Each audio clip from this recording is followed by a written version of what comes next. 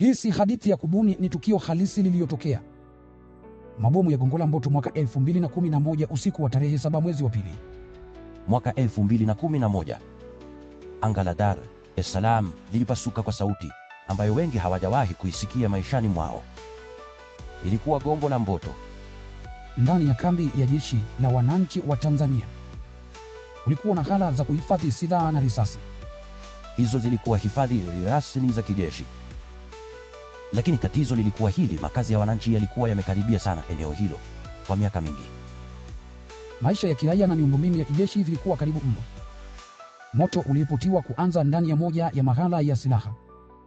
Ndani ya muda mfupi, moto huo ukasababisha mlipuko wa kwanza, kisha wa pili, kisha mfululizo wa milipuko mizito.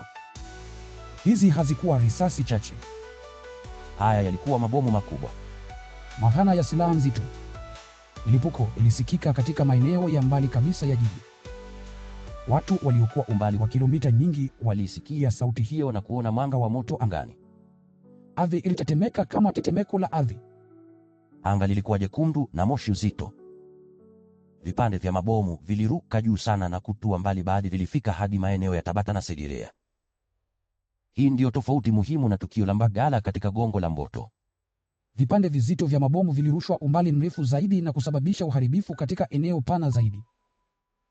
Wananchi walikimbia usiku huo bila mwelekeo. Hakukuwa na mwanga wa kutosha. Kulikuwa na giza, moshi na kelele zisizoisha.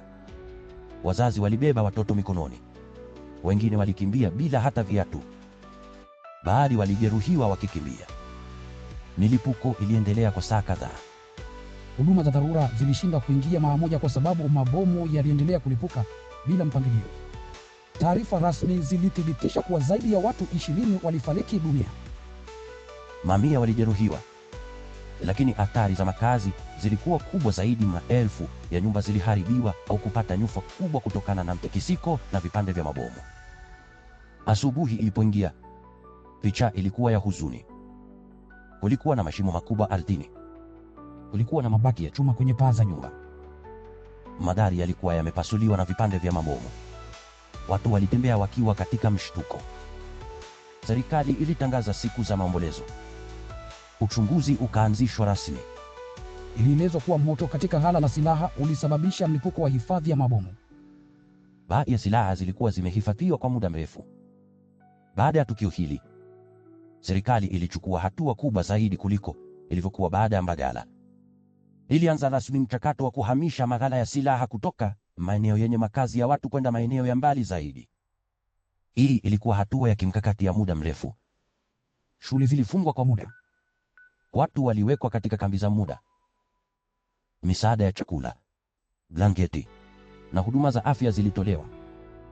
Lakini kwa wale waliopoteza wapendwa wao, tukio hilo halikuwa tu mlipuko. Lilikuwa usiku wa kupoteza, usiku wa hofu, usiku wa kukimbia gizani bila kujua kesho itakuwaje. Gongo la Mboto mwaka 2011 ulikuwa moja ya milipuko mikubwa ya kijeshi kuwahi kutokea katika historia ya Tanzania.